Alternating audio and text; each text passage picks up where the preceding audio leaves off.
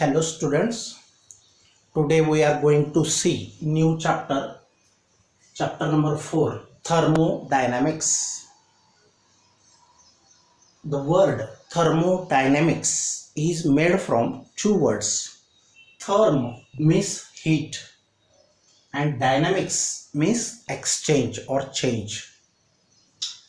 Now, first point of this chapter 4.1 introduction. What is thermodynamics? Question: what is thermodynamics is not important for examination point of view, but you should know what is thermodynamics. Thermodynamics is the branch of physics. Thermodynamics ही भौतिक शास्त्राची एक शाखा आहे, branch आहे, एक subject आहे. That deals with the, की ज्या विषयामध्ये सब्जेक्टमध्ये deals with the means study केला जातो with the concepts of heat, संकल्पनांच्या हीटच्या संकल्पनांचा अभ्यास केला जातो. Deals with the concepts of heat and temperature, ज्याच्यामध्ये हीट आणि टेम्परेचर यांचा स्टडी केला जातो. And the inter conversion of heat and other forms of energy, आणि उष्णता आणि हीट आणि तिचे इंटर कन्व्हर्शन म्हणजे रूपांतर, कन्वर्शन इनटू अनादर युजेबल फॉर्म्स ऑफ एनर्जी. मग बघा डेफिनेशन काय आहे. What is thermodynamics? Thermodynamics is the branch of physics which deals with the concepts of heat and temperature and the interconversion of heat and other forms of energy. हीटचे दुसऱ्या form of एनर्जीमध्ये, heat is one of the form of energy, हीटचे दुसऱ्या फॉर्ममध्ये रूपांतर करणे. आता for example बल्बमध्ये आपण इलेक्ट्रिसिटीचं कन्व्हर्शन कसं लाईट आणि हीटमध्ये करतो, किंवा एखाद्या पदार्थाला खूप रेड हॉट गरम केलं, मग ती जी फिलामेंट असते बल्बची ती खूप रेड हॉट होते.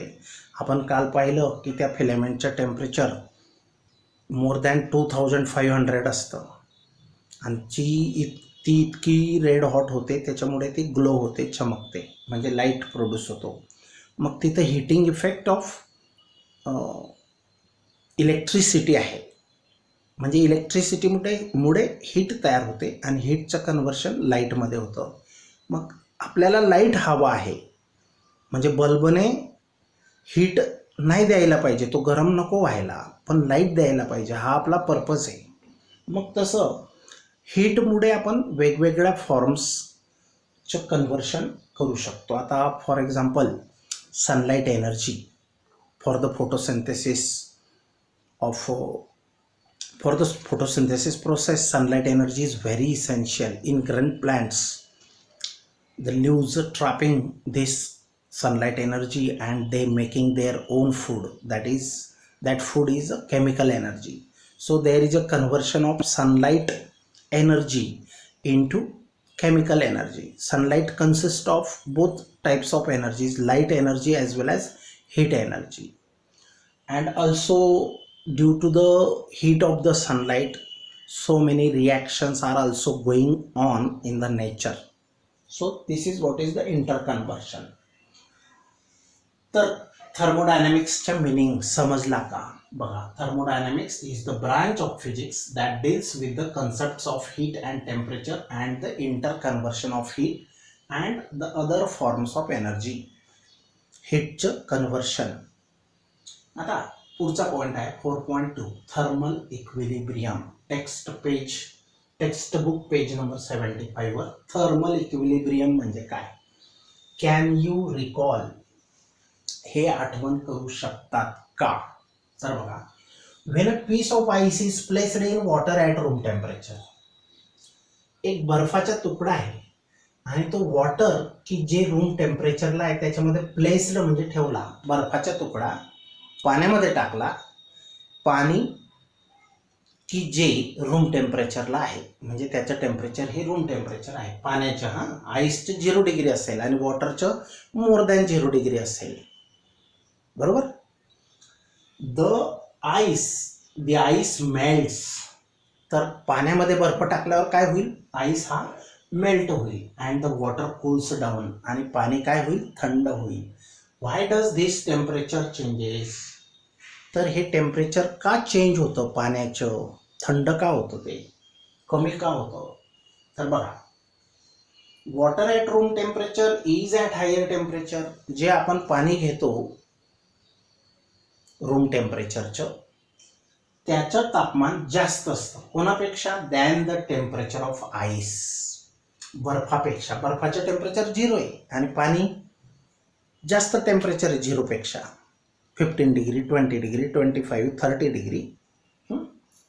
तर समजलं वॉटर क्वेश्चन काय समजला की नाही. एक आपण आईसचा तुकडा पाण्यामध्ये टाकला की जे पाण्याचं टेम्परेचर रूम टेम्परेचर आहे, and the ice melts and water cools down, तर आईस पिघळतो, मेल्ट होतो, वितळतो, परंतु पाणी मात्र थंड होतं. व्हाय डज दिस टेम्परेचर चेंजेस, तर याला कारण काय, असं टेम्परेचर का चेंज होतं. तर first fact is that water at room temperature is at higher temperature than the temperature of ice, पाण्याचं तापमान बर्फाच्या तापमानापेक्षा जास्त असतं, पहिली गोष्ट. दुसरी गोष्ट, when ice is placed in water, in such a water, आणि जेव्हा आईस आपण त्या वॉटरमध्ये टाकतो, the heat energy is transferred from water at higher temperature to the ice at lower temperature. जेव्हा आईसचा तुकडा अशा पाण्यात टाकतो तेव्हा हीट एनर्जी ही ट्रान्सफर होते. कुठून, कोणाकडून कोणाकडे, ट्रान्सफर्ड फ्रॉम वॉटर. वॉटरचं तापमान जास्त आहे ना, वॉटरचं टेम्परेचर जास्त आहे, म्हणून की जे water which is at higher temperature to the ice, आईसकडे ती हीट जाते आणि आईस हा लोअर टेम्परेचरला आहे. In this way the temperature of ice increases, मग पाण्याचं टेम्परेचर आईस घेऊन घेऊन तो काय करेल, त्याचं टेम्परेचर वाढेल. त्याचं टेम्परेचर वाढलं म्हणजे 0पेक्षा जास्त झालं तर आईस हा सॉलिड फॉर्म आहे, त्याचं कन्व्हर्शन कशामध्ये होईल, लिक्विडमध्ये होईल, म्हणजे वॉटरमध्ये होणारच आहे. तर in this way the temperature of ice increases and it melts, आणि तो काय होईल, मेल्ट होईल. व्हेअरएज, आणि दुसऱ्या बाजूला पाहिलं तर the temperature of water decreases, आणि पाण्याचं टेम्परेचर मात्र कमी होईल अँड इट कूल्स डाऊन, आणि म्हणून ते थंड होईल. This temperature change takes place due to exchange of heat, हा तापमानातील बदल एक्सचेंज ऑफ हीटमुळे होतो. आता तापमानातील बदल काय झाला, पाणी गरम होतं तर थंड झालं, आणि बर्फ थंड होता तर तो मेल्ट झाला, म्हणजे त्याचं कन्व्हर्शन पाण्यामध्ये झालं, लिक्विडमध्ये झालं. समजलं. मग आता पुढचा क्वेश्चन आहे, हा इम्पॉर्टंट आहे. When do two systems are said to be in thermal equilibrium, केव्हा दोन सिस्टम केव्हा ह्या थर्मल इक्विलिब्रियममध्ये आहेत असं म्हटलं जाईल. आता सिस्टम, फ्रीज ही एखादी सिस्टम आहे, कोणत्या पण दोन वस्तू ह्या सिस्टम असतात. मग कोणत्याही दोन वस्तू ह्या थर्मल इक्विलिब्रियममध्ये आहेत असं केव्हा म्हटलं जाईल, जेव्हा त्यांचं टेम्परेचर दोघांचं सेम असेल आणि दुसरी गोष्ट ते एकमेकांना हीट देत घेत नसतील, there is no exchange of heat takes place, आणि दोघांचं टेम्परेचर सेम असतील तर त्यांना त्या दोन बॉडी और दोन सिस्टम ह्या थर्मल इक्विलिब्रियममध्ये आहेत असं म्हटलं जाईल. तर बघा, समजला क्वेश्चन. व्हेन डू, केव्हा two systems are said to be, दोन सिस्टमांना म्हटलं जाईल की they are in thermal equilibrium, तर ते थर्मल इक्विलिब्रियममध्ये आहेत असं म्हटलं जाईल. तर बघा, two systems in thermal contact, दोन सिस्टम आहेत आणि ते थर्मल कॉन्टॅक्टमध्ये आहेत. आता थर्मल कॉन्टॅक्ट म्हणजे असा कॉन्टॅक्ट की एकमेकांची हीट ते एक्सचेंज करू शकतील, त्याला म्हणायचं थर्मल कॉन्टॅक्ट. जर खूप लांब असतील तर एक्सचेंज ऑफ हीट होणार नाही, किंवा होईल पण फार स्लो होईल. मग थर्मल कॉन्टॅक्टमध्ये असतील ते, म्हणजे हीट देऊ घेऊ शकतात, त्याला थर्मल कॉन्टॅक्ट म्हणायचं. Two systems in thermal contact with each other are said to be in thermal equilibrium. दोन सिस्टम की ज्या थर्मल कॉन्टॅक्टमध्ये असतील तर त्या थर्मल इक्विलिब्रियममध्ये आहेत असं म्हटलं जाईल if they do not transfer heat between each other, जेव्हा ते एकमेकांना हीट देणार नाहीत. याचा अर्थ काय होतो, तर त्यांचं टेम्परेचर सेम असेल तर ते हीट देणार नाहीत. आता बर्फ पाण्यामध्ये टाकला तर बर्फाचं टेम्परेचर कमी होतं आणि वॉटरचं जास्त होतं, म्हणून हॉटनेस किंवा टेम्परेचर कुठून कुठं फ्लो झालं, वॉटर टू आईस फ्लो झालं. ओके, तर when two objects are at same temperature they are in thermal equilibrium. जर दोन ऑब्जेक्ट्स, पदार्थ, सिस्टम्स, आता सिस्टम आणि ऑब्जेक्ट्स कोणतेही दोन पदार्थ तर ते सेम टेम्परेचरला असतील तर ते थर्मल इक्विलिब्रियममध्ये असतात. पुढचा क्वेश्चन आहे, समजलं मग. Two systems in thermal contact with each other, दोन सिस्टम ह्या थर्मल कॉन्टॅक्टमध्ये असतील आणि are said to be in thermal equilibrium, आणि ते दोघंही थर्मल इक्विलिब्रियममध्ये आहेत असं म्हटलं जाईल इफ जर they do not transfer heat between each other, जर ते हीट एकमेकांना ट्रान्सफर करत नसतील. Do not transfer heat between each other. याचाच अर्थ असा अजून, when two objects are at same temperature, याचाच अर्थ दोघं ऑब्जेक्ट्स हे सेम टेम्परेचरला असतील, they are in thermal equilibrium, तर ते थर्मल इक्विलिब्रियममध्ये आहेत असं म्हटलं जाईल. समजलं मग. थर्मल इक्विलिब्रियम म्हणजे काय, मग हीट एकमेकांना न देणे. का, तर दोघांचं टेम्परेचर सेम आहे म्हणून ते देणार घेणार नाहीत, आणि दुसरी गोष्ट त्यांचं टेम्परेचर सेम असलं पाहिजे, तर त्या दोन बॉडीज, ऑब्जेक्ट्स, सिस्टम्स ह्या थर्मल इक्विलिब्रियममध्ये आहेत असं म्हटलं जाईल. तर पुढचा क्वेश्चन आहे, कॅन यू टेल, हे सांगू शकणार का. हा काय होता मागचा, कॅन यू रिकॉल, आठवण करू शकतात का. टेक्स्ट बुक पेज नंबर 75, हा पेज नंबर 76 वर आहे. तर काय क्वेश्चन आहे बघा, Y different objects kept on a table at room temperature. Table की जो रूम टेम्परेचरला आहे त्याच्यावरील वेगवेगळे पदार्थ do not exchange heat with the table, तर ते टेबल कडून हीट घेणार पण नाहीत आणि टेबलला देणार पण नाहीत. आता suppose this is a table and some objects are kept on a table at room temperature. Table is also at room temperature and the objects are also at room temperature. So many objects. If they are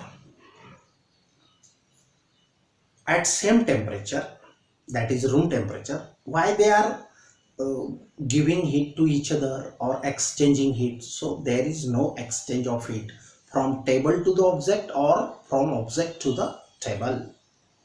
म्हणजे टेबलकडून ते heat घेणार पण नाहीत किंवा टेबलला ते heat देणार पण नाही. There is no exchange of heat from the table or with the table.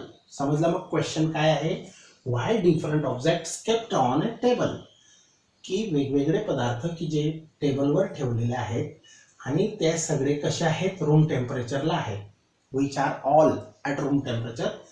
They do not exchange heat with the table, टेबलसोबत ते उष्णतेची देवाणघेवाण करणार नाहीत, टेबलकडून हीट घेणार पण नाहीत आणि टेबलला ते हीट देणार पण नाहीत. ओके, तर असं का, तर बघा आन्सर काय आहे, all the objects kept on the table along with the table, सर्व पदार्थ की जे टेबलवर ठेवलेले आहेत टेबल सहित आर ॲट सेम टेम्परेचर, सगळ्यांचं टेम्परेचर सेम आहे, टेबलचं पण आणि टेबलावर ठेवलेल्या पदार्थांचं पण सेम टेम्परेचर आहे. आणि ते सेम टेम्परेचर कोणतं, दॅट इज रूम टेम्परेचर, ते सर्व कक्ष तापमानाला आहे.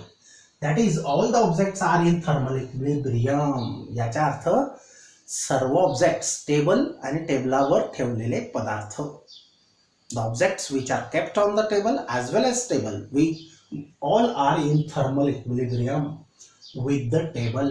Table आणि वस्तू हे दोघे थर्मल इक्विलिब्रियम मध्ये आहेत. Hence they do not exchange heat with the table.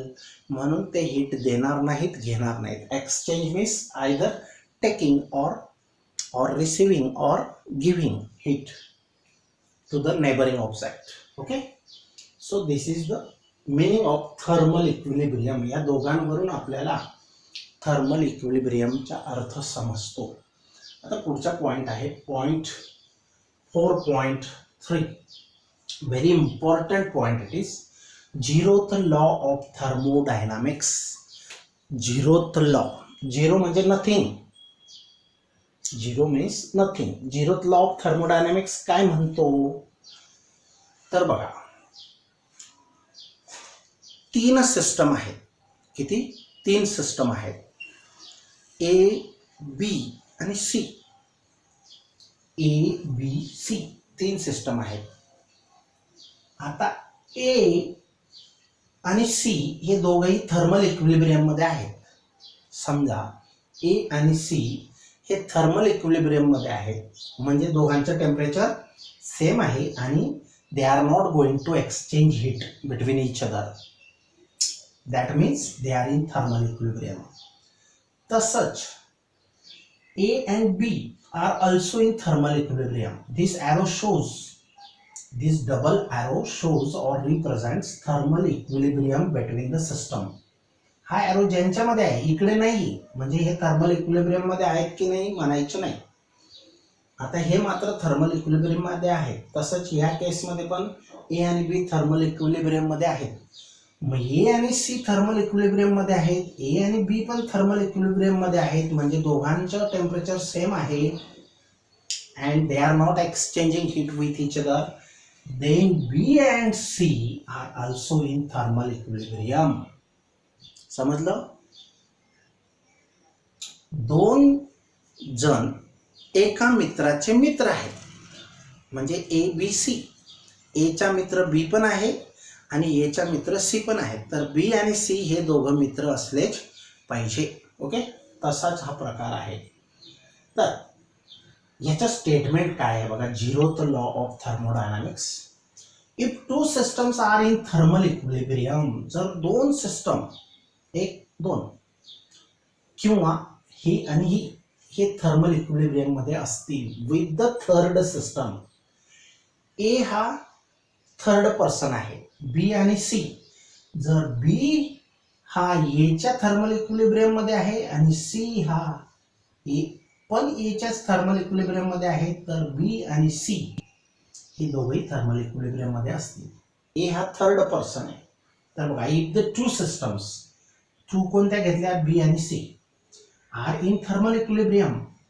या बी आणि सी दोघेही थर्मल इक्विलिब्रियम मध्ये आहेत. कोणाशी? ए शी. with the third system, that is A, they are also in thermal equilibrium with each other. तर ते दोघंही एकमेकांच्या थर्मल इक्विलिब्रियम मध्ये असतील. समजलं? मग थर्ड पर्सन कोण आहे? ए. जर 2 सिस्टम बी आणि सी ह्या थर्ड सिस्टमशी थर्मल इक्विलिब्रियम मध्ये असतील, बी आणि सी, तर बी आणि सी हे दोघंही थर्मल इक्विलिब्रियम मध्ये असायलाच हवेत किंवा असतीलच. समजलं? मग very simple statement. Thermal equilibrium म्हणजे काय सांगितलं? टेम्परेचर दोघांचं सेम आणि ते एकमेकांना हीट देत नाहीत, घेत नाहीत. दे are not exchanging heat with each other. तर बघा, if 2 systems R in thermal equilibrium, 2 system आहेत बी आणि सी, हे थर्मल इक्विलिब्रियम मध्ये आहेत. कोणाशी? ए शी. म्हणजे आता बी हा ए शी थर्मल इक्विलिब्रियम मध्ये आहे आणि दुसरा ह्या 2 सिस्टम बी आणि सी, एक म्हणजे बी हा ए शी थर्मल इक्विलिब्रियम मध्ये आहे आणि सी हा पण ए शीच थर्मल इक्विलिब्रियम मध्ये आहे. तर हे दोघेही एकमेकांशी थर्मल इक्विलिब्रियम मध्ये असतीलच. If 2 systems are in thermal equilibrium with the third system, they are also in thermal equilibrium with each other. तर ते सुद्धा एकमेकांच्या थर्मल इक्विलिब्रियममध्ये असतील. This is the schematic representation of the zeroth law. हे zeroth लॉचं schematic representation आहे आणि हे स्टेटमेंट होतं. मग स्टेटमेंट समजलं. Very simple. If the two systems are in thermal equilibrium with the third system, then they are also in thermal equilibrium with each other. आता हे statement होतं आणि समजण्यासाठी बघा क्वेश्चन असा येऊ शकतो हा 2 मार्क्सला. हे स्टेटमेंट आलं तर 1 mark. Very important it is. हा लक्षात ठेवणे पुढच्या फार कामाच्या आहे, तरच पुढचे कन्सेप्ट समजतील. आता बघा पुढचा क्वेश्चन आहे, explain zeroth law of thermodynamics with schematic representation. Schematic representation म्हणजे फिगरद्वारा. स्केमॅटिक मीन्स फिगरद्वारा झिरोथ लॉ स्पष्ट करा. मग काय करायचं, अगोदर स्टेटमेंट लिहायचं. फक्त हा क्वेश्चन आला, हा नाही आला तर स्टेटमेंट हे इथं लिहायचं, त्याला 1 मार्क आहे. आणि मग हे एक्सप्लेनेशनला 1 मार्क आहे. ओके, हा 2 मार्क्स क्वेश्चन. हे विचारलं फक्त state zeroth law of thermodynamics, तर हे स्टेटमेंट लिहायचं. ओके, आता ह्या क्वेश्चन मध्ये स्टेटमेंट लिहिणे गरजेचे आहे. नंतर ही फिगर ड्रॉ करायची. ही फिगर एकदम सिंपल आहे. तुम्ही याला 2 सिस्टम आहेत, बी सी, आणि ए ही थर्ड सिस्टम आहे. जर बी आणि ए यांचं हे दोघंही थर्मल इक्विलिब्रियम मध्ये असतील आणि ए आणि सी सुद्धा थर्मल इक्विलिब्रियम मध्ये असतील, तर बी आणि सी सुद्धा थर्मल इक्विलिब्रियम मध्ये असलेच पाहिजे. हे झालं स्केमॅटिक. डबल एरो काय सांगतं, डबल एरो की हे दोघंही थर्मल इक्विलिब्रियम मध्ये आहेत. हे असतील किंवा नसतील, पण हे आता आहेत. हे पण आहेत, हे पण आहेत, मग हे पण थर्मल इक्विलिब्रियम मध्ये असले पाहिजेत, असं झिरोथ लॉ सांगतो. आता बघा परत ते एक्सप्लेन केलेलं आहे. If system A and C.